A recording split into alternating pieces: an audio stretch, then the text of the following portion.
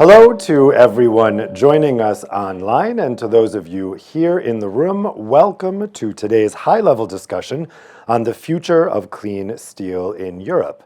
My name is Dave Keating. I'm a journalist based here in Brussels. I'll be guiding us through today's conversation about how we can decarbonize the steel sector using a new low-emission steel standard labeling system called LESS. Today's discussion comes at a crucial moment as the debate on a robust standard for decarbonizing steel is gaining momentum. The European Commission has launched plans for a carbon intensity label for basic materials in the framework of the Industrial Accelerator Act. This reflects a broader need. Europe requires clear, credible, and harmonized standards to support the creation of lead markets and thus a climate-neutral industry, and such standards will need to enable transparency, comparability, and trust across the value chain. Now, those lead markets are being considered as very important right now. We heard that from European Commission President Ursula von der Leyen's State of the Union speech last month. She said, quote, "Lead markets must be at the heart of our action to spark a virtuous cycle where both supply and demand go up and prices go down." So this shows how central the lead market debate has become at EU level. So LESS is one of the approaches currently under discussion, and it aims to contribute to this effort. Today's panel brings together perspectives from policy, industry, civil society, and the standardization worlds. And together we're going to explore what the right approach could look like and how it can help build lead markets for low-emission steel. Now, you'll all have a chance to engage in the discussion, whether you're watching online or you're here with us in the room. You can do that by using Slido. If you're watching online, you'll see the input for inputting a question there. If you're here in the room, you can scan the QR code that's just come up there on the monitor. You can type in your questions. I'll get them here on my tablet, and I will put them to the panelists at the end of the panel. You can go ahead and start putting in your questions now. So we're going to start our discussion with three short presentations to introduce the topic. Now, Frank Koch, the CEO of Swiss Steel, is unfortunately sick, so he was unable to join us today. However, we're very fortunate that Gunnar Grübler, the CEO of Salzgitter and the president of the LESS Board of Directors, was able to stand in on his behalf. So I'd now like to turn over the floor to Gunnar for some opening remarks.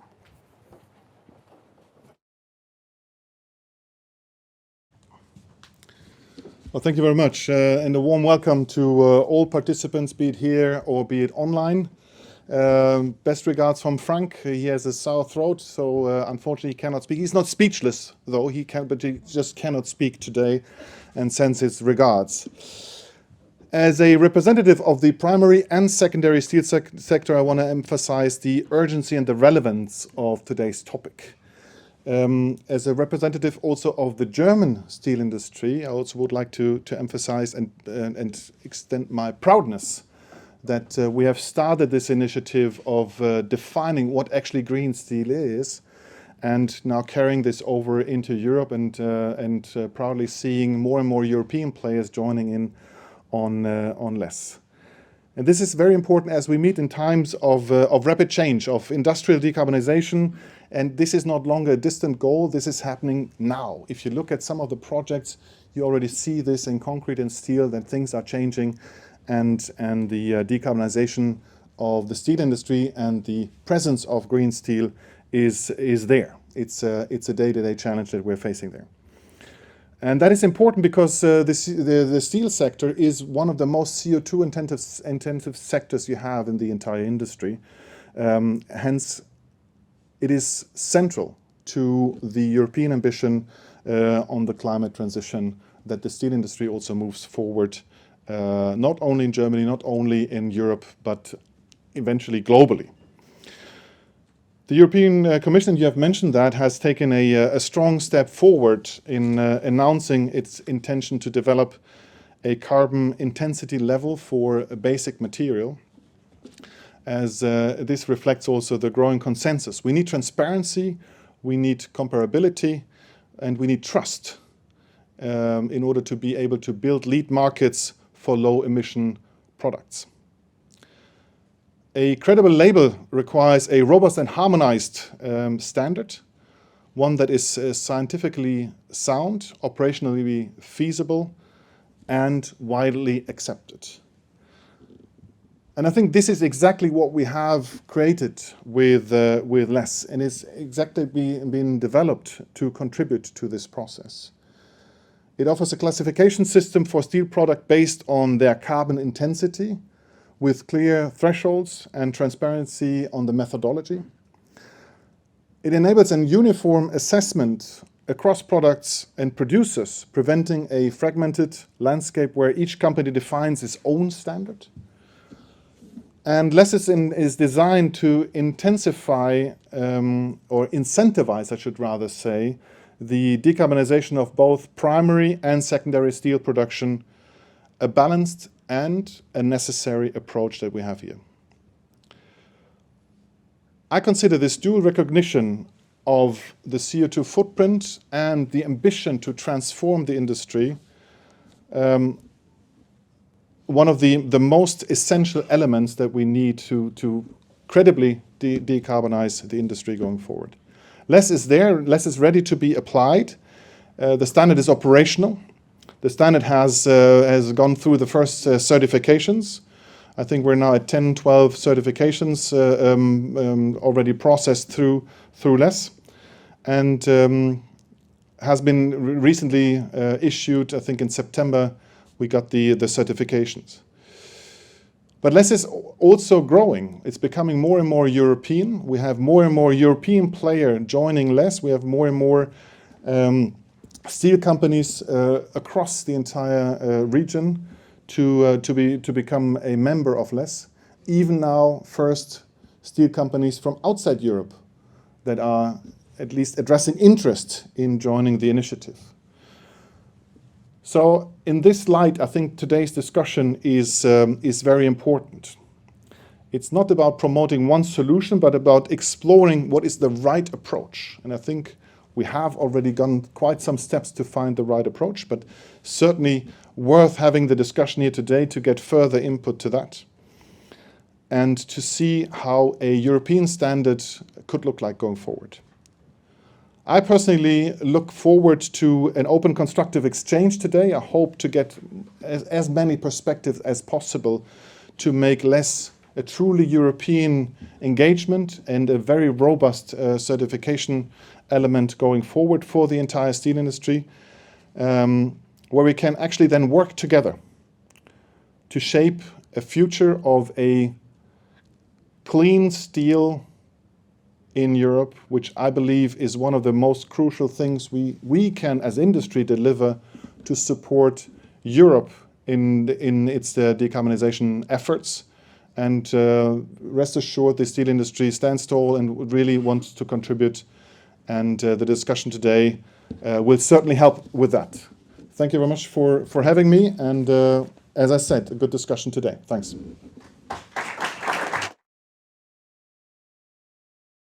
Thanks very much, Gunnar. And as you mentioned, there are lots of different ideas about how we can do this. And so we definitely want to hear all of those ideas today.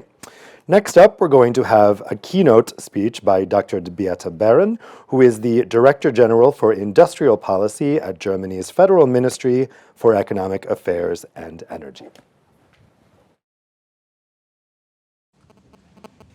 Yes, dear Gunnar Gröbeler, Castiglione, ladies and gentlemen, distinguished panelists and distinguished guests. Okay, we try. Yeah, if you stand there, it seems to work. So, distinguished guests, it's my pleasure to be here and to be on this event and be able to follow the panel discussion. So, why am I here and why am I speaking to you? So, I'm representing the perspective of the German government, and I will elaborate a bit why it's possible and needed from our perspective, and what did we do in Germany so far. So why it is important, I mean, the speech of Ursula von der Leyen, of the Commission President, was already quoted, and there was a clear signal that lead markets can play a crucial role in order to have a competitive industry, a competitive steel industry in Europe. And this is very true. So it's all about competitiveness. It's all about how to boost competitiveness and how to grow. And therefore, the energy-intensive industry plays a crucial role. Obviously, it plays a crucial role in Germany. And this holds true for the steel industry, but for chemical industry, for cement and others as well. So here we need to send signals. And what did we do so far? Of course, we are all keen to transform production processes, and we invested a lot. So we have a lot of private investments in a number of steel projects, but we invested around 6 billion euros state money for the transformation of the steel industry. And if we do this, then of course we have to look on the demand side, and we have to send right signals for the demand side. Because if we say we want to transform our production processes and we want to be low carbon and green, then of course there needs to be a market that wishes to pay the green products. And therefore we need lead markets, and we need this idea of demand signals. So we very much welcome the ideas of the European Commission that are planned for the Industrial Accelerator Act, to have here a focus on lead markets, and we support it. So what did we do in Germany so far? We developed a concept on lead markets covering steel, covering cement, and some basic chemical materials. And this concept is a methodological concept, so to develop a methodology how to define what is green, what is low carbon, and what is not green. And this is essential because this is what the market needs as a signal in order to be able to buy the products. And everybody, so the Commission, the ministerial level, the industry, the buyers, the off-takers, everybody need information on market information, and we need to answer two main questions. So we need, if we want to foster lead markets, and if we wanted to foster low carbon or green steel, then of course all players have to answer first, is it available? Do we have green steel? Do we have low carbon steel or low carbon cement? And we have to answer the question, what does it cost? So how expensive is the green premium? And therefore we need a couple of measures. And one important measure is to send clear signals to the market, and our views are labeling schemes. And here the LESS label, the Low Emission Steel Standard label, is a private initiative driven by industry and applies to the methodology that was developed in our national German concept on lead markets. And we do think that LESS is the needed puzzle piece for creating clarity in the market and transparency. And this could be used, of course, by public procurement, but as well by private procurement, because obviously the state can play a role here and has a significant demand share, but not only public procurement, private procurement as well. So if we discuss in Germany energy transition, then for instance, grid operators may play a crucial role here in their private contracts. So we have this concept, and a very important concept with the methodology, and we used methodological approaches that are used by the International Energy Agency. So to have a concept that is not only feasible in Germany, but to have a concept that is feasible in Europe and maybe on an international level as well. We see our role as a state, so we have a reform of the Public Procurement Act, a draft legal act in Germany at the moment, where we want to make clear that public procurement can set climate criteria for basic materials, so to say we have a role here and we have to use it. This is in the legislative process, and we do hope that we can have here some good progress. And we have to debate on the EU level on the Industrial Accelerator Act, where we do hope that here again a signal for lead markets can be sent. And the labeling initiative, we do think, is a very simple and less bureaucratic way and send signals to the market, and to start somewhere, because this is an initiative that is there, it has been developed, and it's yeah, you can use it. And this, of course, needs some time. And so we would very much be in favor that these private initiatives can be used and can be used in national public procurement law, but on a European level as well. So I look forward to the discussion. I look forward to learn something from this discussion. And my colleagues always teach me to say less is more. So let's use it and let's start. Thank you very much.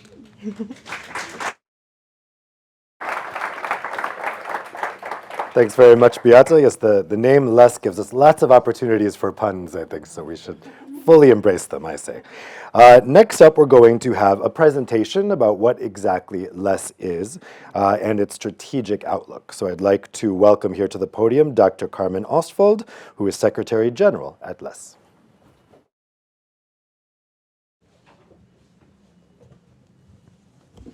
So thank you, Dave, for the introduction and a warm welcome also from my side, both to the participants here in this room, but also online. And I must say I'm really overwhelmed about the high attraction this first less event has we see here, and the high interest in this event.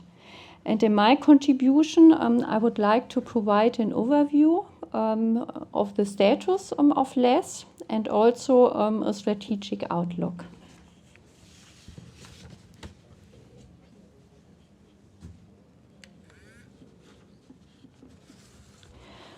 So as Beate Baron pointed out, less came into existence within a German framework, but the goal was to Europeanize this initiative.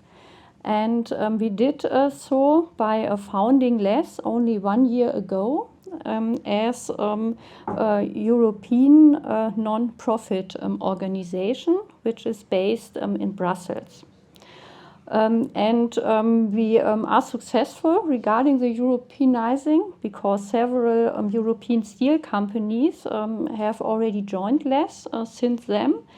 Today, less consists of 28 European steel producers from 8 countries that account for almost 45% of EU crude steel production. So I think we are making progress here, and we are open for new members, both steel companies and also companies from the steel value chain that can become associated members to less.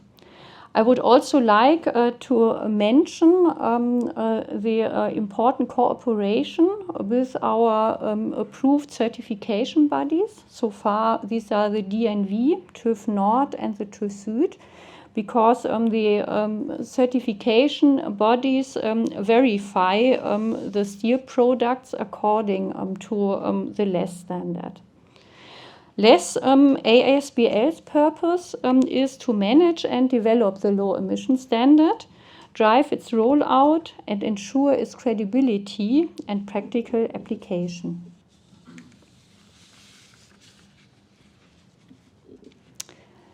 Less creates transparency about the transformation progress in a steel industry.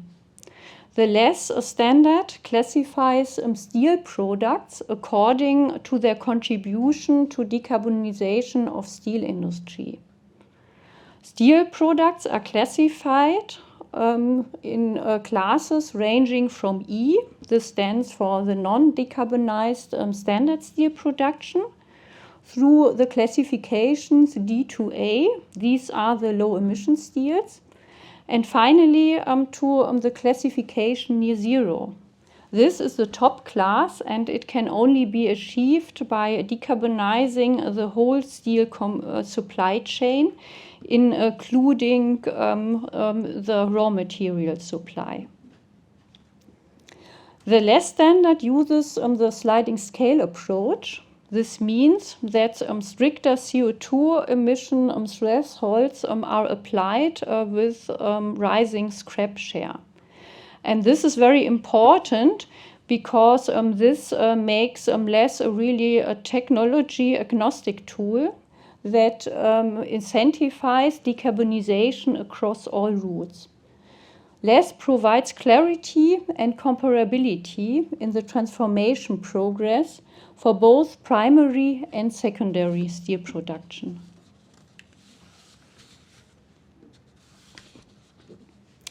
As Gunnar Grobler already mentioned, we reached an important milestone only a few weeks ago. We were able to award the first LESS certificates, so far to 6 companies, but I'm sure that further companies will come very soon. And the certified steel products include both quality steel and structural and reinforcement steels. And the products are produced via both the primary and the secondary steel production route. But we are not standing still. At the moment, we are already working on further developing the LESS standard by a rulebook extension, which has stainless steel products, but also forging, ingot casting, tube rolling, and electroslag remelting in focus. Currently, a public consultation is running about the proposal to extend the rulebook. And this will enable the LESS label to cover even a broader range of steel product and steel production processes. As we already heard, the creation of lead markets, but also the usage of products made in Europe are currently at the heart of the policy debate surrounding the Green Industrial Deal. In his anniversary address, Mario Draghi stated, with total public procurement equal to 14% of EU GDP, directing even a small share to European industry would create stable demand and strengthen strategic sectors. And Ursula von der Leyen reminded us in her 2025 State of the Union address, creating lead markets for circular and clean products will deliver jobs and investments in Europe and ensure a just transition for all. Thus, the goal is clear, and we must discuss the suitable measures. We need regulations to ensure that both public and private buyers reward the use of low-emission steel. LESS can serve as the foundation here, as it clarifies the steel product's level of decarbonization. For public procurement, we propose using LESS as a sustainability label. In sectors such as construction, infrastructure, defense, and publicly funded vehicle fleets. For private procurement, regulation should also encourage the use of low-emission steels. Examples of potential regulatory tools include tax incentives and quotas. For the automotive industry, Scope 3 emissions of the pre-chain should be included in the regulation. LESS certified low-emission steel products could be credited towards fleet CO2 limits or clean corporate fleets.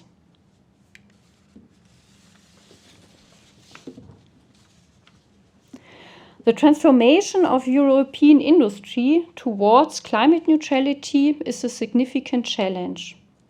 This task must be tackled together with cooperation between industry, policymakers, and civil society.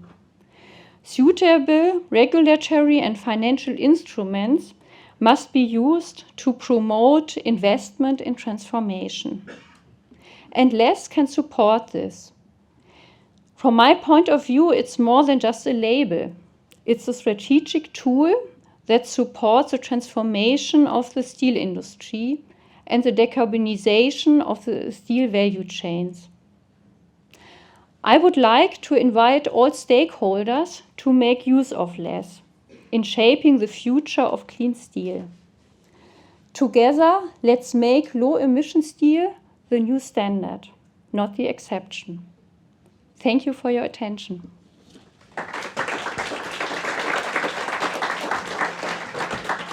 Thanks very much, Dr. Oswald. And now we're going to move on to the panel discussions. I'd like to welcome the panelists to come take their seats here on the stage. We have with us here today Kerstin Jorna, Director General for Internal Market, Industry, Entrepreneurship, and SMEs at the European Commission. Bruno Tobak, who is a member of the European Parliament. Luisa Ore, who is the Chief Business Development Officer for Stegra. Peter Bernscher, who is the Chief Commercial Officer for Tata Steel in the Netherlands, and Celine Domek, who is Director of Public Affairs for the EU at Volvo Cars Corporation, and finally Caroline Ashley, who is the Executive Director of the NGO Steelwatch. Thank you all so much for joining us here today. I want to go around first and get some initial reactions to the presentation that we just heard. We know that there's a range of perspectives on the challenges and opportunities around the switch to low-emission steel and how we can actually measure that. So, Kerstin, let me start with you. Based on what you've just heard, what stands out most to you in terms of how LESS could work? And how does it shape your view of the role of standards like LESS in driving real market transformation? And here's your mic. Consume in Europe. There is a big chunk that goes to construction, 37%. There's a big chunk that goes to automotive, like 20%, machinery 12%, and energy 12%. I don't mention defense, that will be growing. So the question really is, and that is new in policy making, in European economic and single market economy, how do we make sure that our production, European production, gets to satisfy that demand? And LESS is one of the elements that actually help European demand to discover what sustainable steel is. There are other issues that we discuss, and Beate already mentioned. In the Accelerator Act, we're discussing what to do with public demand. Now, when does the public buy steel? Indirectly, a lot for construction. So a big chunk of the 37% or so of construction actually are procured in public. So here we can already help with policy. Another way to help with policy is made in Europe conditionalities, because that creates then also the lead market. We can create lead markets by saying when there is public subsidy, then there should be a European preference. That's also a way where policy can actually direct production to European production to the demand side. So this is really what sticks out for me. It's about the demand. I'm glad we have one off-taker here, at least one demand side from Volvo, but that's the discussions we really have to engage with machinery, energy providers, with automotive and construction, of course. And that's where policy can help. Bruno, how about you? What stood out to you from the presentation, and how do you think these can be used to drive real market transformation? Does this work? Yes. Okay, great. Well, first of all, I think I agree that the idea of labeling for public procurement and public procurement measures that support produced in Europe sustainable, high technology, forward-looking products is a great instrument, or can be a great instrument. So I completely support what the Commission is doing on lead markets, on making sure we get European producers and European technology clean, because by nature it's only going to be competitive if it is clean in Europe, given our energy prices. So both go hand in hand there. I think that is a very good idea. I do think that we need, whatever label we use, we do need to make sure that we add "by European" to any kind of label. Which brings me kind of to LESS. Labels are there for a reason. They need to be focused and targeted, and they need to be credible. Labels are a matter of trust. If you have a label that does not, for example, advantage European recycling industry, but on the other hand gives a nice label to foreign produced DRI steel with high emissions, your label is not going to live very long, because you cannot keep defending it. And on the same time, you will be disadvantaging European recycling industries, which, when the Commission at the same time is working on a Circular Economy Act, seems counterintuitive, and that's a diplomatic word for probably wrong. So I think we need to make sure that we get this right. If you want a label, it needs to be credible. It needs to be really promoting CO2 efficiency, if that is the criteria. And it needs to help European companies that are leaders in technology, that are ahead in technology, that are doing things right, to make sure they get something out of it. It's not just about keeping the old stuff going. It's about getting new investments going and getting new technology going, and most of all in being energy efficient. And that's maybe my biggest comment on the label to start the discussion. I hear quite a lot of comments on a disadvantage out of this label for recycling. That's it's intrinsic to a sliding scale, obviously. But recycling is by nature many times more energy efficient than raw material production. And so by nature, better for a European economy that has a huge problem with energy costs. And so anything that risks putting recycling companies at a disadvantage in the same sector, because I know the sector pretty well.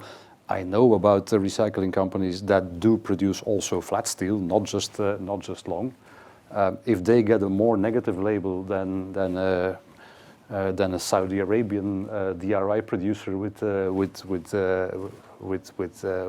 gas, I think we're doing something wrong then, which we should avoid, because it's not going to help. And it's probably a matter of where do you apply a label like this, how do you apply it, to which markets do you apply it, and under which circumstances do you apply it. But we need that discussion. That says nothing about the validity of the label, but we need a discussion about where is it valid and where will it be positive and where not. Louisa, what's your reaction to what we've just heard in the presentation? I thought it was a very interesting comment, because I think it's one of the strengths with this label is the fact that it recognizes the decarbonization in the iron making step, which does generate 90% of the GHG emissions in the steel sector. And we actually had quite a lot of philosophical debates about this in the early stages of Stegra, previously H2 Green Steel, because we have a lot of colleagues from North America who had also worked in mini mills working with scrap-based steel production. And they said, well, this is green steel, why don't we just do that?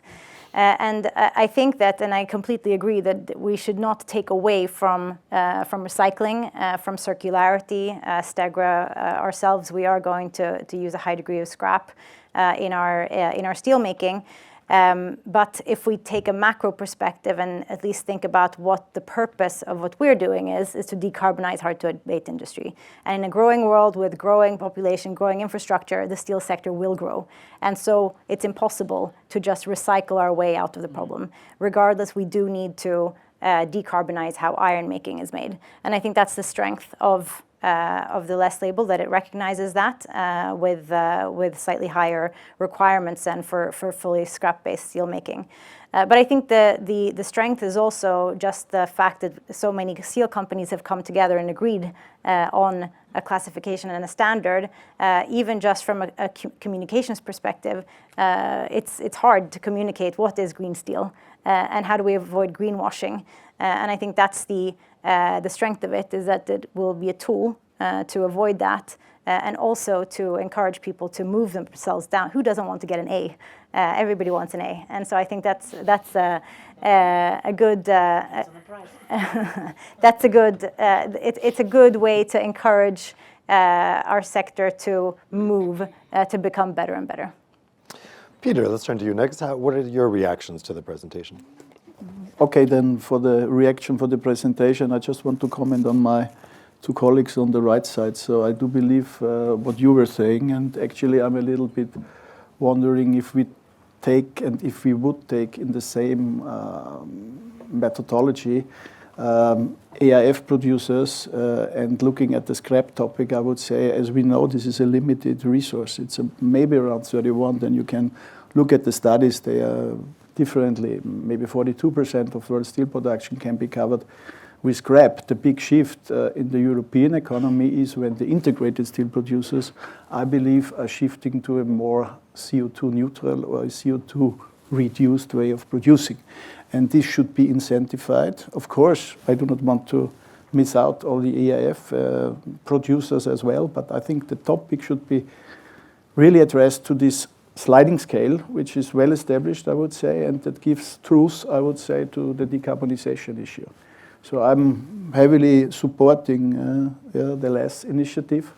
And I think what is really important and what I observe it brings, and this is appreciates that governments and markets are brought together in one initiative. So it's customers mentioned in the same way as policies to be changed. So this unites these two topics. I think this is important. We need governments and markets together to reach this decarbonization transition in Europe. So the initiative tackles the right stakeholders, I would say. And then there is a thing what you mentioned about greenwashing. So green steel as a concept is helpful in framing a topic, but an undefined container concept is not helpful or even unhelpful when it comes to creating policy and setting sustainability targets. So I believe this defined container and the answer to defining a kind of undefined container is the LESS initiative. So I do believe this will help us to be more clear on this topic. LESS is a strong standard. I hope it will be a strong standard in the future. So we have signed in, just recently. It is not only a German initiative, I believe. It should be all over the place. So European stakeholders should join. And I think it should give confidence to steer further progression in European steel industry for the decarbonization topic. So we fully support this initiative and hopefully it will be successful in the future. Well, Celine, so we've heard from the steel producers. How about the end users? What's your reaction to the presentation we just heard? Yeah, so Céline Domek from Volvo Cars. At Volvo, we decided to go full electric. That was to kill the tailpipe emission, but then we need to move on to the next emissions. And then when you look at the life cycle of a car, you see that batteries, for an electric car at least, batteries, steel and aluminium are the biggest CO2 emitters. So obviously that's where we start working on as well. And to be able to clean up the steel then that we put in our cars, we need a label. We need to know what we are buying, just to make sure that we actually, when we put more money on the table, we actually get what we want. So that's, I cannot agree more that we need this label, and we need now, not in 10 years or anything like this. And I think what for us is really, really a strong point with LESS is that steel companies are joining, because there has been lots of discussions. There are other standards being discussed, but so far it's one or two companies willing to join, but not all. And that's the thing. When we source, we don't talk only to one producer. We need to put them in competition. So we need to make sure that we are all talking the same language and, having the same, that we all agree on what is low carbon steel. So for us, that's really the strength of the label, the fact that the industry is so involved and that so many companies are joining. And we hope they will continue to join, because then for us, it really facilitates, discussions and sourcing properly. And Caroline, coming from the NGO perspective at SteelWatch, you guys are watching closely how steel emissions can be reduced. What's your reaction to the presentation we just heard? So at SteelWatch, our lens is a climate-first lens. What does the global climate need from the steel industry? And obviously, climate change is accelerating and the steel industry is moving slowly. So that's the lens that we bring. When you first asked the question, you said, what's the role in market transformation? And Carmen ended her presentation saying, this isn't just a label, this is a tool that can be used to drive change. That's where my focus is. It's fine, great, don't stop here, is my main reaction. There is so much more now to be done. So there's a standard. If there's consensus on it, please, can we get on and drive transformation? I'm not here to defend steelmakers that use coal in a blast furnace and produce more CO2 than they do iron. That's what a blast furnace does.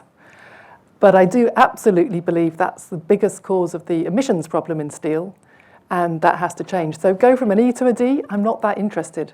What I'm interested in is how going from an E to a D leads ultimately to a B, an A, and then net zero emissions steel. And I really want that transformation to begin. So there's been a bit too much splits between different parts of the industry, from my view, outside, and perhaps amongst civil society too. And there's a real risk of greenwashing sneaking down the middle, which maybe we'll come back to later. But right now, I think the industry needs both carrots and sticks. The carrot is a label that can be used to drive public and private procurement, which we've heard. That's great. You still need the stick. Instead of free emissions allowances, we need carbon pricing.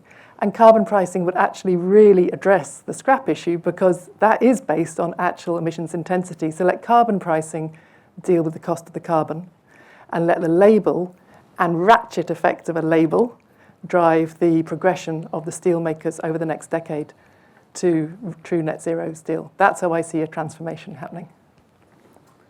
Thanks. So, and I think certainly, as you say, the next steps after setting the label is really key here. We can talk more about that in the discussion. Let's talk a bit about the lead markets aspects, because Dr. Oswald spelled out how the intention of the label is to drive these lead markets and make sure they're actually moving forward. Louisa, you mentioned that as well. Kirsten, from the Commission's perspective, we know that President von der Leyen said in her State of the Union that companies trying to develop these clean lead markets should be incentivized and rewarded. So when it comes to the steel sector, how can the steel sector be rewarded for developing such clean lead markets? And how could certification play a role in that? Well, I mean, any business case requires, like, you have input technology skills, access to finance, and access to market. Now, if you need to invest, you need to show to your investors that you have a market. And that's where we had a problem, because we did not, for the time being, have a specific market for green steel or for clean steel. And this is where policy can help, by identifying the market and identifying some of the potential, reserving some of the potential markets for a particular form of steel. And that can be in public procurement, as I said, construction. Now, it's true that construction mainly uses the kind of steel from scrap, which is, one quality. But we should look at the other markets, one sitting on the stage with Volvo, but car makers in general, 1 ton of steel per car. So that's a lot of steel. That's, 20 million tons of steel, which is quite an important part. But we're also talking to machinery. We're talking to electrolyzers. Yesterday I asked the question to an electrolyzer producer, how much steel in an electrolyzer? So when you add up these numbers, and when you kind of establish and help with policy or with public funding the takeoff, then you have a market.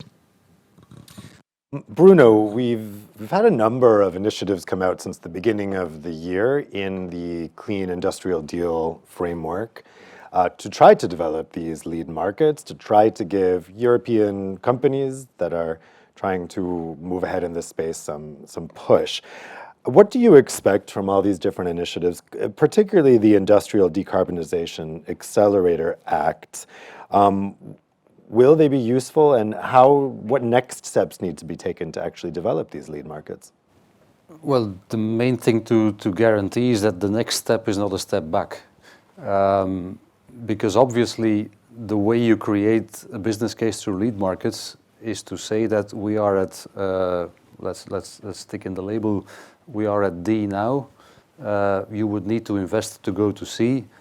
If you reach C, we will buy it. That's what a lead market is. It's not you're at D now, and so we'll make a market to make sure that you can keep selling the D. We're doing that already. You create a business case and you create investment security by saying if you do the investment to get to B or A, then we will buy it.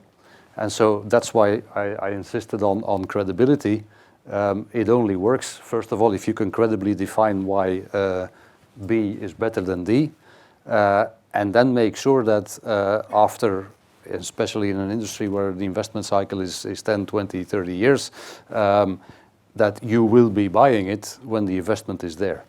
And so that should, and I don't want to keep provoking the Commission too much, that should exclude any funny ideas about making a detour via an omnibus or stopping the clock here, because that actually blocks all those investments. Because I have started, I have got my financing together, I'm actually building it, and now you say we stop the clock and we buy D anyway. Then what did I spend all that money for? So I think that is essential if you want to work with lead markets. Lead markets set a target, and if you make it, you get a reward. A reward in terms of we will give you an advantage in public procurement, we will give you an advantage in market rules, we will give you an advantage in getting a better price.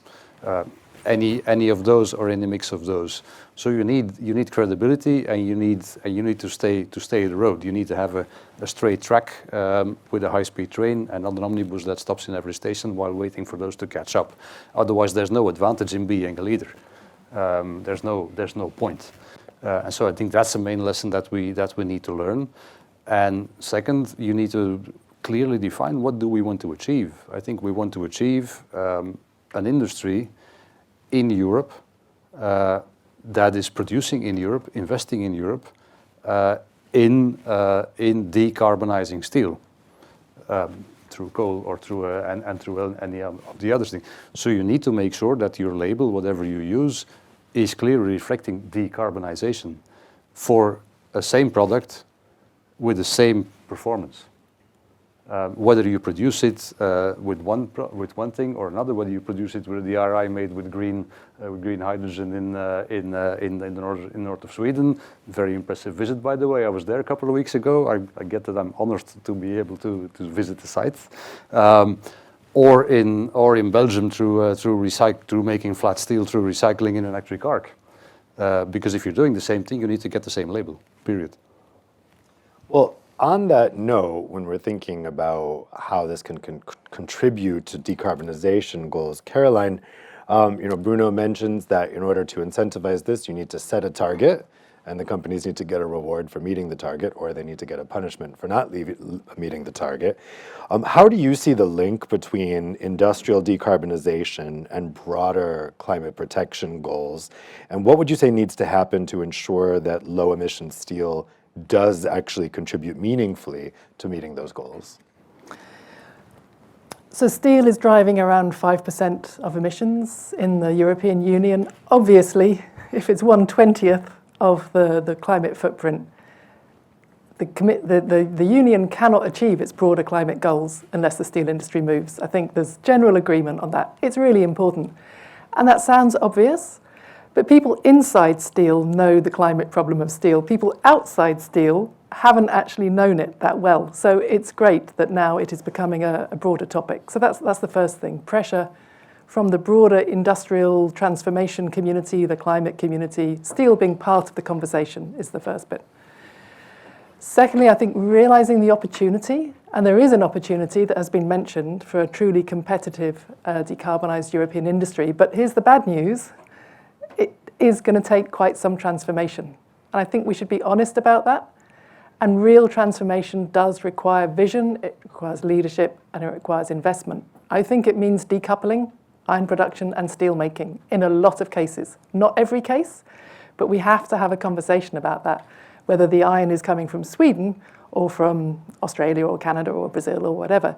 But you can still have a very competitive steel industry in the markets that need the steel and all the downstream ones. Okay, I live in a country that's outside the Union now, but it's the same argument in the UK as it is in other European Union countries. The steel making, the high quality products, how to service the industries that need steel You can still do that, but we've got to face up to the nature of the transition. And I think an honest conversation on that is needed. And finally, I'll come back to the point that I made already. Carbon pricing instead of free allowances is essential, and I'm very concerned at the pushback in the global environmental space, emanating perhaps from Washington, but also in the European Union. I know some companies are now arguing for a delay of the phase-out and the implementation of CBAM.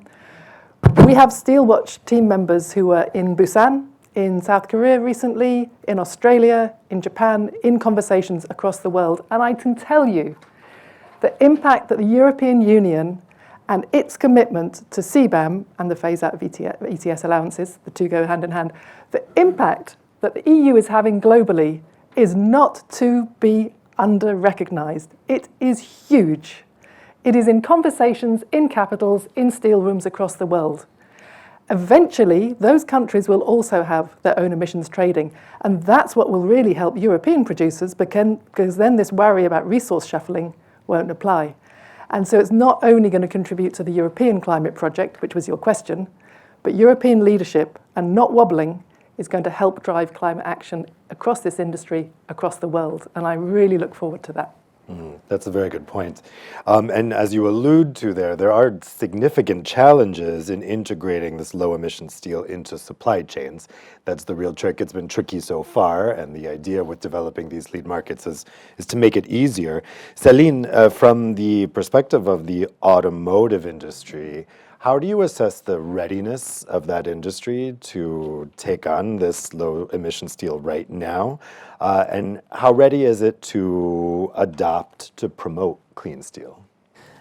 So in terms of readiness, if we are talking purely technology it's not a problem. Most of the steel grades that we need are already available in lower carbon versions, so that's not an issue. The issue, as often, is money. When we have basically different choices when we want to reduce the carbon footprint of our materials, we can look at steel, we can look at aluminium, we can look at biocomposites, and then the question is, where do you get the most bang for the buck, if I can speak like this? What gives you the biggest reduction of carbon for the money you put on? And if steel is not the most competitive option among the different options that we have, well, economically speaking, it doesn't make business sense to go for it. So that's one of the issue, and we see a lot of speculation on the pricing. So any measures which helps tackle that and bring the price closer to the actual cost of production plus margin that you need to make your investments, that would help a lot. So it's not a technical barrier, it's more the money. And I know we are a prime sector for lean market, of course, because we are a big user of steel. We would prefer, I think, incentives rather than more targets. We have already a lot of targets, and by the way, I say to the Commission and Parliament, we want to keep the target that we have, by the way, 2035, please don't move it. That's just a side note. But we already have these targets, so if you put more and more, it has a cost, and it's difficult. And when you want more affordable car and more EVs, you don't want to make them more expensive. But ideas like tax incentives, like any rewards that pushes in the right direction, I think we're ready to make the move. So Peter, we hear from Céline there that from the end user perspective, that they're technically ready, the barriers are financial. From the producer's perspective, what would you say are the biggest challenges that you face in making the transition to low emission production? I think it was rightly addressed what you said. The technical and the technology, I would say, is there. You have to finance that technology, that's clear. So being an integrated steel producer, you have a situation that you have to continue with your actual production assets and serve your customers with the right quality, with everything they expect, as it would be a normal situation. And in the meantime, you are changing almost everything. Yeah. So whilst continuing to serve the customers, you make this big, I would say, transition. That provides plenty of operational challenges, of course, and this means we need a policy environment that enables us, and I want to address a different topic as well, that with our current fossil-based steelmaking, we can be profitable.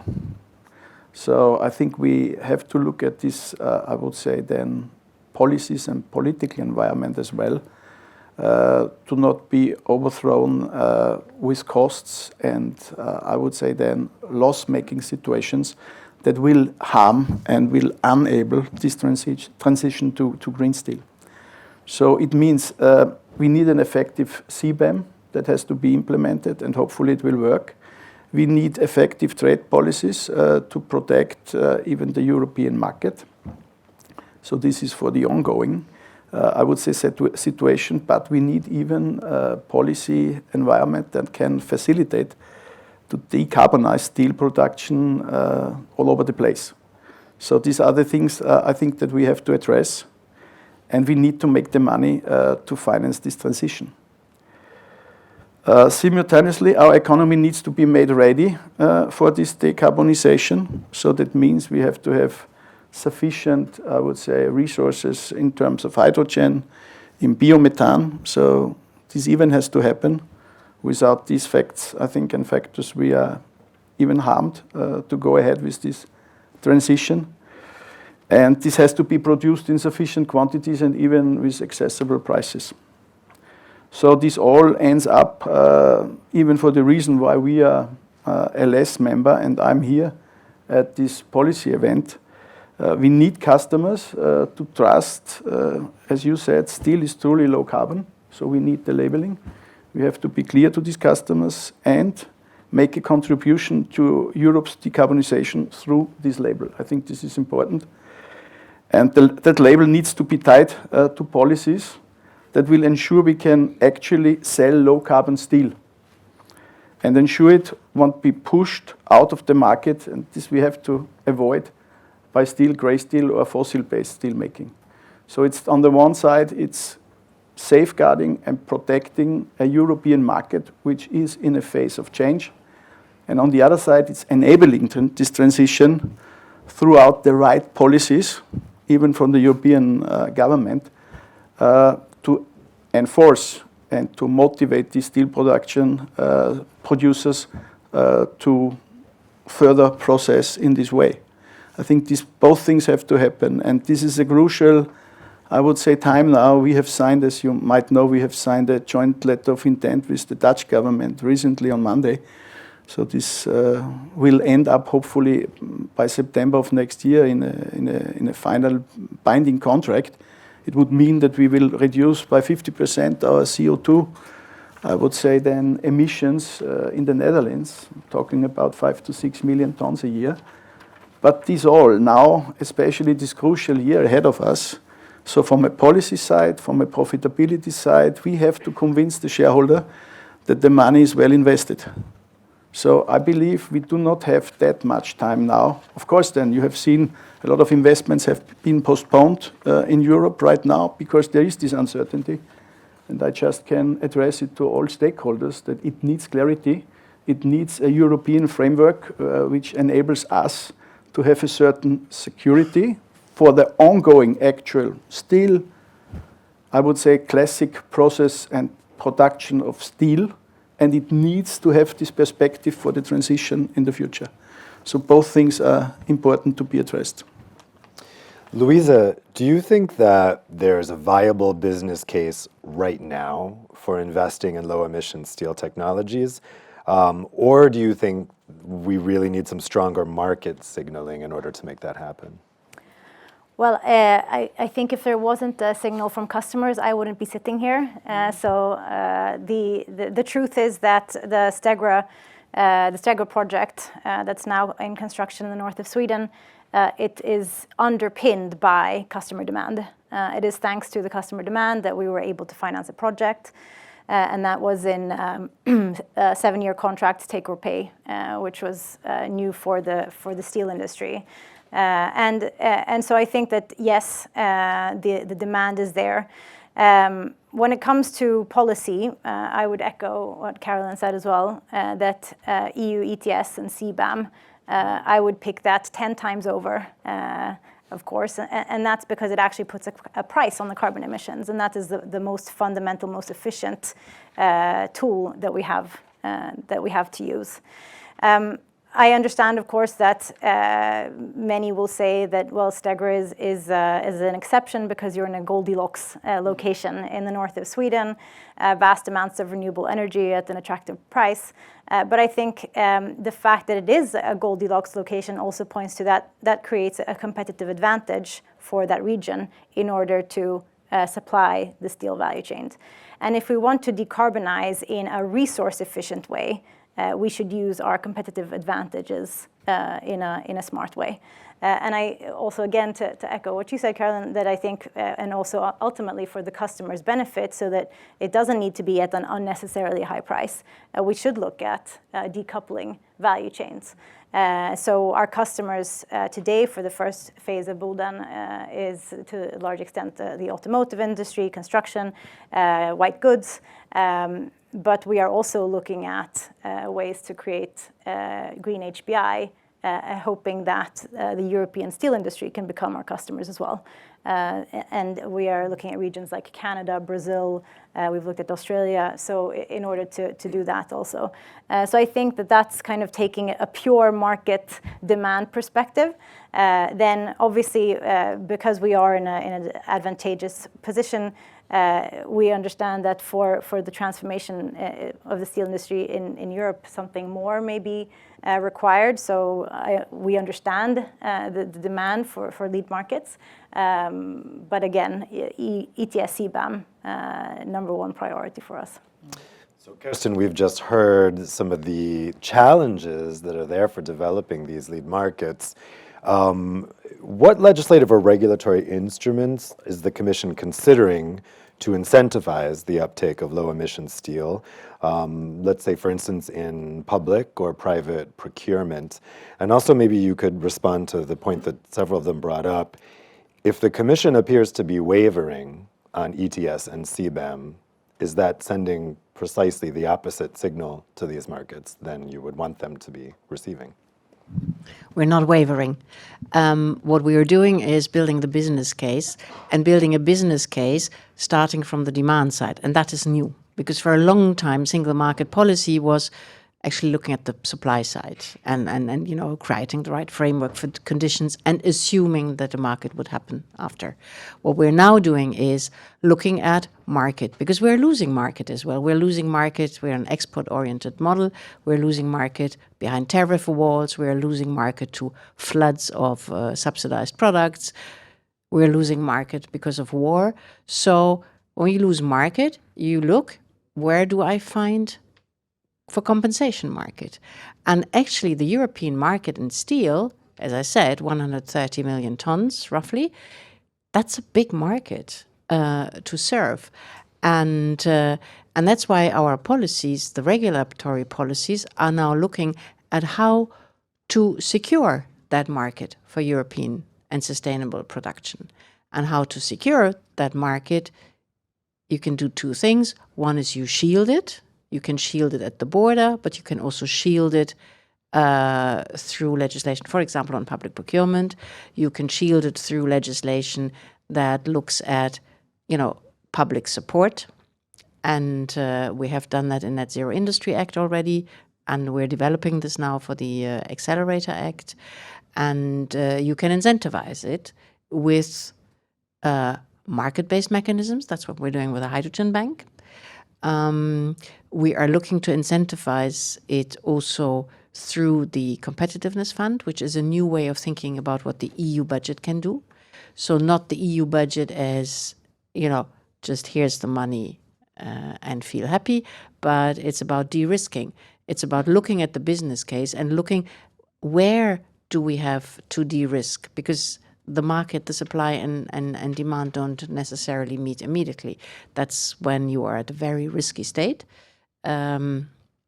which is introducing new innovation. So then we need instruments like equity support. We need instruments like venture debt. And once the product develops and needs entry into the market, then we need contracts for difference or these things. And mobilizing the demand side and long-term offtake is like, that's OPEX for the supply side. And so having a more holistic vision about supply meeting market and having it baked into when we think about legislation. The first time we did it in this way was actually the Raw Materials Act. Second time was Net Zero Industry Act, and now we're doing it for the Accelerator Act. So it's how to bring it together in a broader vision, and it's not about wavering, it's about supporting the transformation. Well, we've had tons of questions come in from Slido, so I want to go to those in a moment. But first, I just want to come back to this question of greenwashing. Caroline, you brought it up earlier as something we could come back to. What role would you say that civil society should play in making sure that LESS has transparency and accountability to make sure that there isn't this risk, as you said, if we're facing a whole bunch of different ideas about how we can do this, that you end up getting in the middle of this kind of greenwashing lane by accident? So I don't think civil society's role is specifically on LESS. I think civil society's role is to counter greenwashing wherever it happens. It does already happen. Our concern is that it's getting worse. And why does it happen? It happens in steelmaking because data is not disclosed, and the level of data disclosure from steel companies is worse than I have seen in other sectors. It happens because the data that is disclosed is not comparable. You can't actually say this is better than that. So those two issues, LESS and other standards, do really help to address. And the third reason it's getting worse is there is this new tendency to capture some emissions cuts done here, whether it's in a cafeteria or a light bulb or a new EAF on some distant place, and plonk them on a piece of steel made here. Now, I don't think, and I know there are debates about the definition, the standards, the labels the Commission will adopt. I don't think it's going in that direction, thankfully.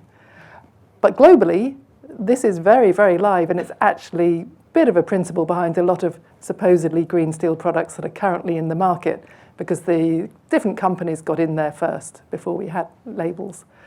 So I think civil society's role is to champion labels such as LESS that start to clear up that mess, but also really keep a careful eye, level of scrutiny, to make sure that the companies and the labels don't descend into greenwashing in any way and call it out when it happens.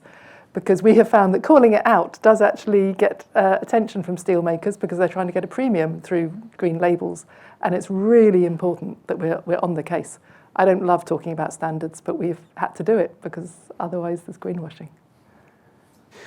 Okay, let's go to some questions from the audience. So the first question is for both Volvo and the Commission. So Selina, I'll put it to you first. This question is from Philip Schinke from Salzgitter.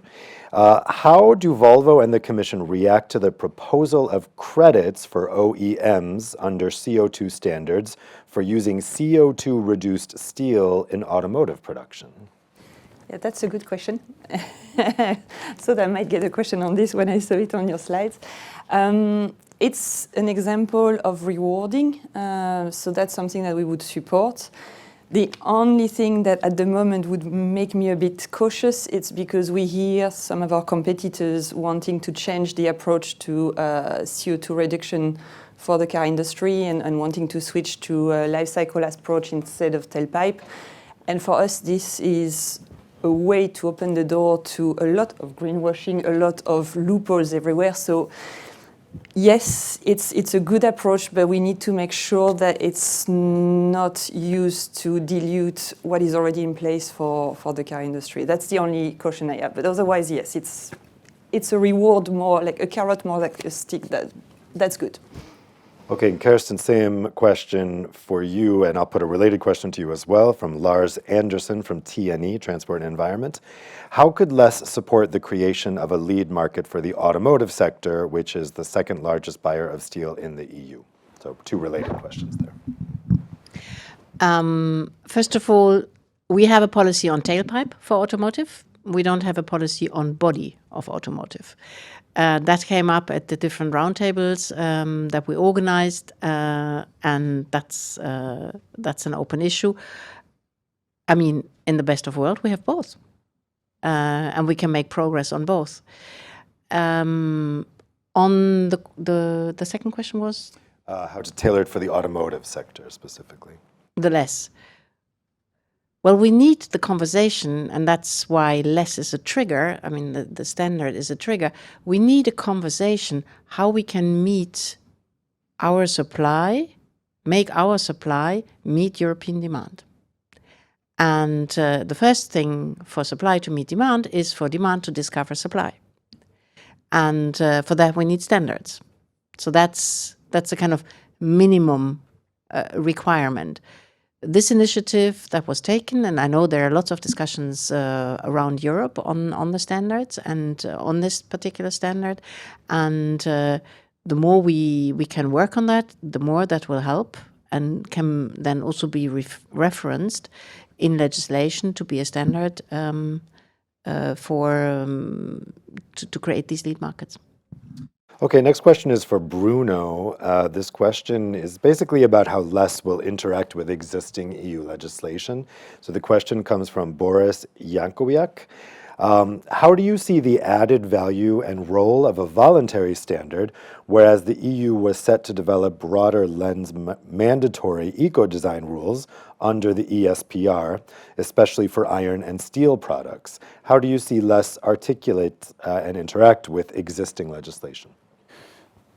It's a very good question, and I think it needs to be cleared out because it is completely not cleared out right now. So it comes back to what I said in the beginning. How do you use the categories in less for which kind of regulation, for which kind of standard, where does it apply and where does it not apply? What do you put against it? So does it count as is a label B or C under less? Does it reply does it correspond to the eco design regulation? Does it comply or does it confirm, for example, recycled content regulations? Does it comply with energy efficiency standards? It is one, the advantages indeed of the private label is that you do get different companies, many companies, and I agree with you that it's a good thing that join the label. On the other hand is of course that it has not been thought out as fitting in the entire European legislative process. How do we use it, for example, for end-of-life vehicle standards? And it comes back to the same question. Do you use green steel in a car as a way to say that your emissions have decreased? Whereas basically the emissions that we are looking at in cars is tailpipe policy, which is linked to a whole other set of policies, electrification in transport, the role of batteries in cars as stabilizers in electricity grids, where green steel is not relevant. So again, I'm happy that we have this label, and we need a discussion on where do we use it and what do we use it for. And that's maybe not the job of the people that founded the label, but if you want it to be credible and if you want it to be applicable, that's the debate we need to have now. Celine, maybe I could have you respond to that. I mean, does Volvo consider that the use of steel itself could lower the carbon footprint without measuring the fact that that steel makes the car more energy efficient? I'm not sure I get your question. Is Volvo thinking that it can use just the use of steel to lower its carbon footprint rather than tailpipe emissions? No, it needs to. I mean, we wanted to address tailpipe first because tailpipe is the biggest usage, is the phase where the car emits most throughout its life. So that's simple. If you tackle that, you've tackled the biggest impact that we have. But then you need to tackle the rest. So that's where indeed things like rewarding use of green steel, if I can call it like this, or aluminium for that matter, or reducing the carbon footprint of the batteries, we need that as well. It's the next step. But at the moment with the discussions, I want to be mindful that by saying we're using green steel doesn't take us off the hook of actually doing the work on the tailpipe as well. That's what but otherwise, yeah, the approach to incentivize and rewarding through CO2 credits, for example, the use of low carbon materials, yeah, sure, it will help, because the business case internally, it's tough. When you have the choice between something which is less costly and more costly, the business case is not easy to push with the finance guys, you know. So if we can say, yeah, okay, we're going to put a bit more money on the table for now, because for now it's a bit more expensive, but look, we're gaining credits here, so we can also, you know, gain back something. It makes the case much easier to push internally. Can I point out one little, because CBAM has been mentioned many times. I think that is one of the things we need to clear out, or clear up, because we don't need to clear out CBAM. Thank you. Apologies for that one. No, I'm with you on that. No, hypothetical numbers here, so I'm not preempting anything. But if you have a CBAM that says anything above 600 emissions, you pay.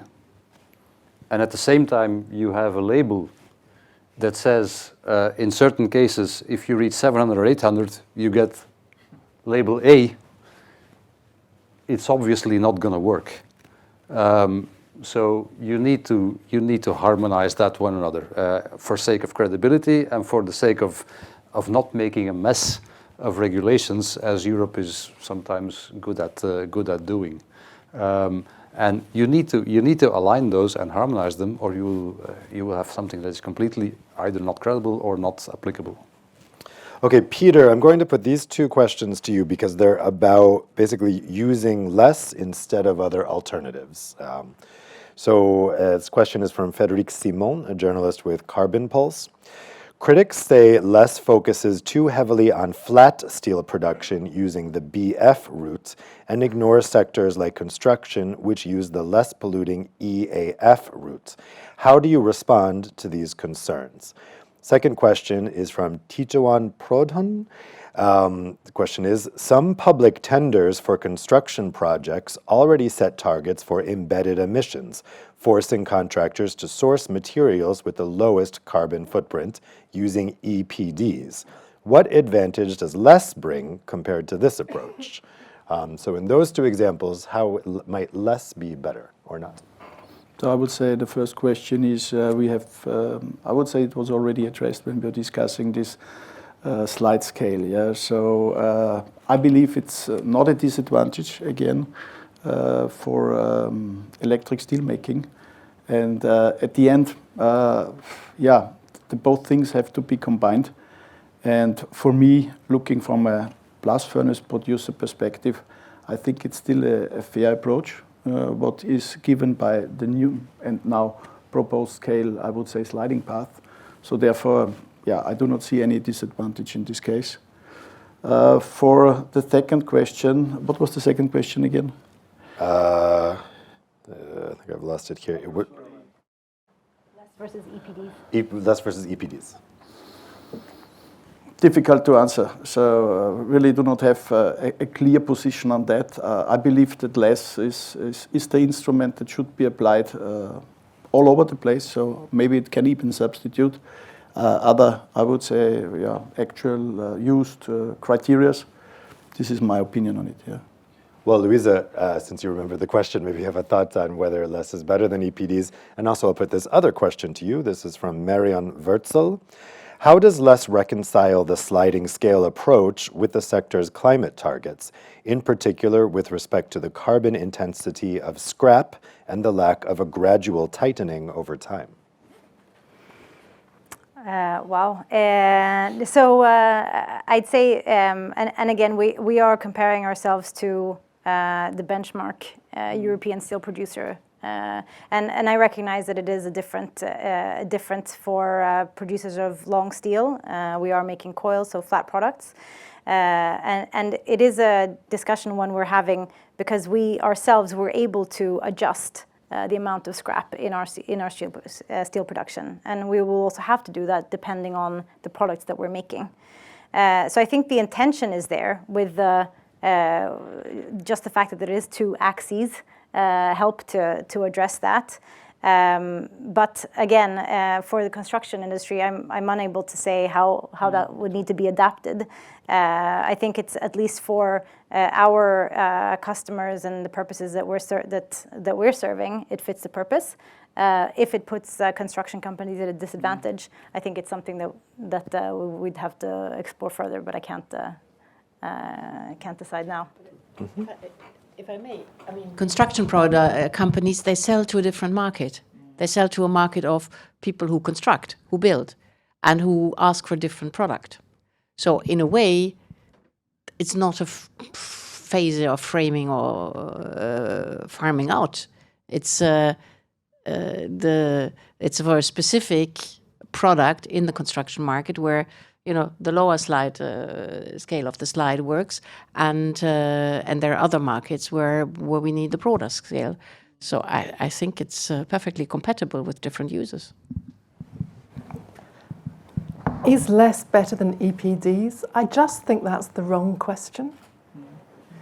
EPDs should represent the physical footprint. And the greenwashing stuff I was talking about, there is a risk to EPDs being mushed with these captured emissions cuts and put on some part of an EPD. I would so oppose that.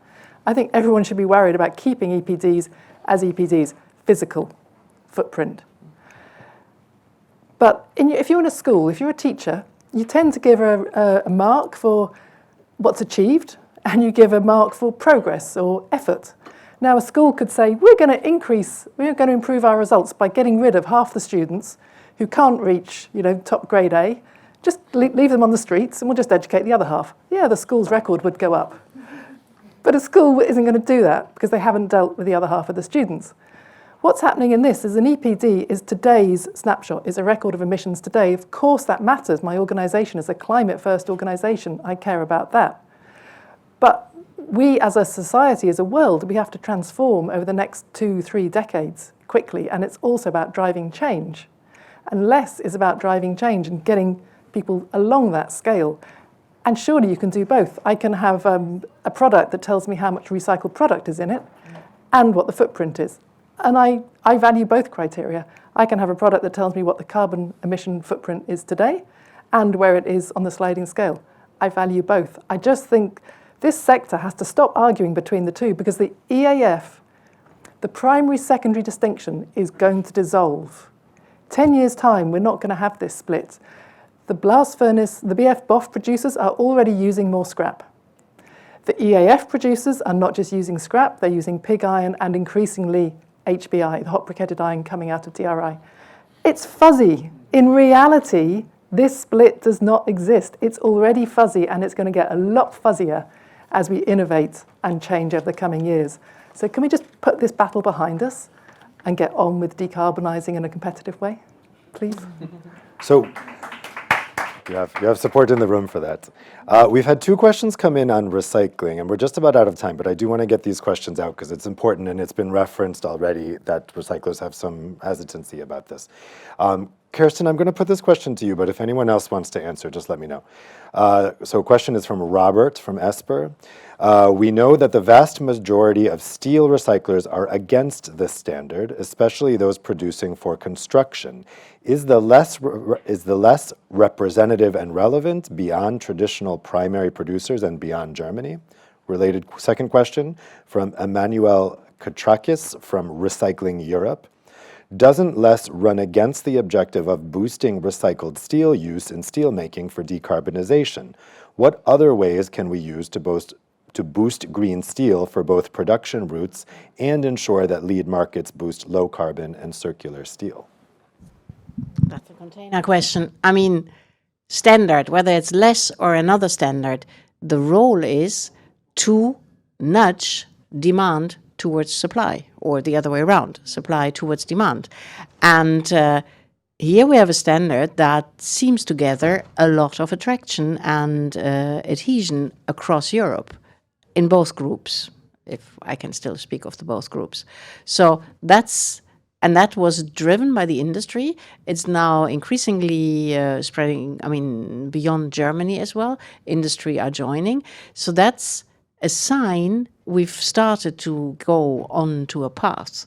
Now, you can always say, there's even something much better. But for Europe, it's great to have people coagulate around one thing. And it doesn't mean it is the thing until the end of time. It's just a first step and let's use it. Because we have 250,000 public authorities who say, I would love to use green steel, but I don't know what it is. I don't know how to describe it in my public tenders. And if we can help here, we can already mobilize a new way of thinking. And the more we mobilize it, that's the nice thing, you get scale. Because you get scale in terms of investment, because there's a big market out there and investors say, okay, I will help to invest against that market or for that market.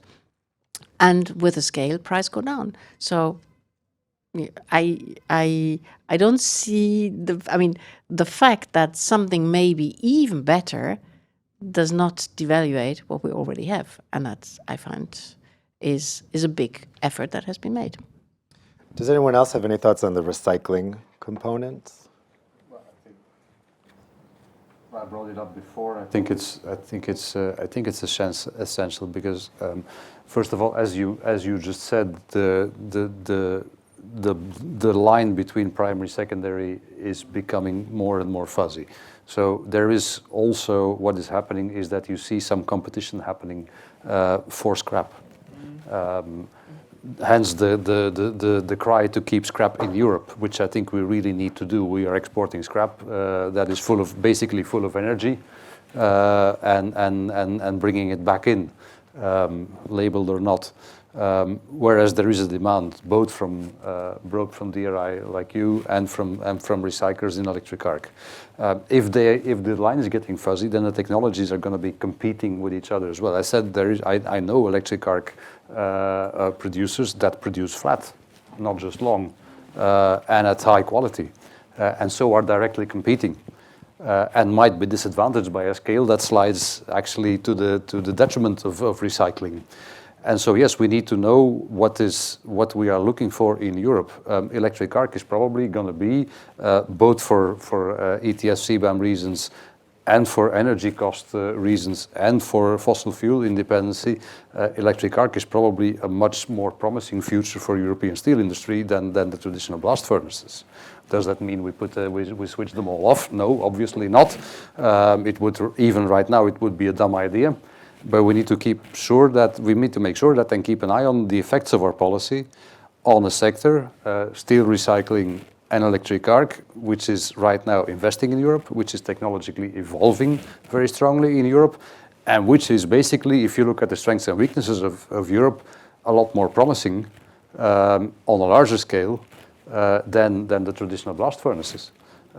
Which we might or might not, depending on who wants to invest in them, replace with DRI, depending on the cost of and the availability of hydrogen. And yes, there are some Goldilocks locations. Is that a problem? No. The fact that there was a steel industry in this country is also partly due to the fact that there was a Goldilocks locations with easy access to coal, which was at the time the dominant technology. That's how the world evolves. The question is not, can you stop the world from turning and from evolving? The question is, how do you adapt to it? And how do you make sure that you get an economic future out of that? And for that, you need to be looking ahead and make sure that you don't anchor the past. Caroline, real quick. Some parts I definitely agree with in there, and some differences. Recycling is great. We need to make the best use of recycled steel, recycled iron. I think that goes without saying. But it's around 2 billion tonnes of demand globally, and it's going to be a bit over that probably by 2050. Only 1 billion can be met through scrap and recycling. That is the problem. So what is the other iron that is used? That is the problem. So my request for Europe is don't just keep the scrap for yourself to solve a European problem, but actually drive higher emissions overseas. Because from a climate point of view, and I understand your job, of course, is your voters in Europe, but let's not make the problem worse overseas. Let's use scrap as much as we can, not so the price is such that cars get stolen off the street and taken for scrap. And you could do that. You could get to such a high price where we have premature obsolescence. We don't want that, but a bit of price increase would be good because it would be used efficiently. But let's use it efficiently for the climate, please. Great. Well, it's clearly a lot of implications going forward and a lot more steps going forward after this, but I think this has been a great lay of the land from all the various perspectives here as we think about different possibilities. I want to thank the panelists for some great thoughts. How about a round of applause for them? And now to close us out, I would like to welcome Dr. Carmen Oswald again to the front here to give us some closing remarks. You can stand right where the orange tape is there. Okay, thank you. Yes, thank you for all the panelists for this very insightful discussion. And I have detected really a strong agreement on that time to act is now to form lead markets. And I would like to cite you, Kerstin, building the business case starts from the demand side. I think this is very important that we form the lead markets in a way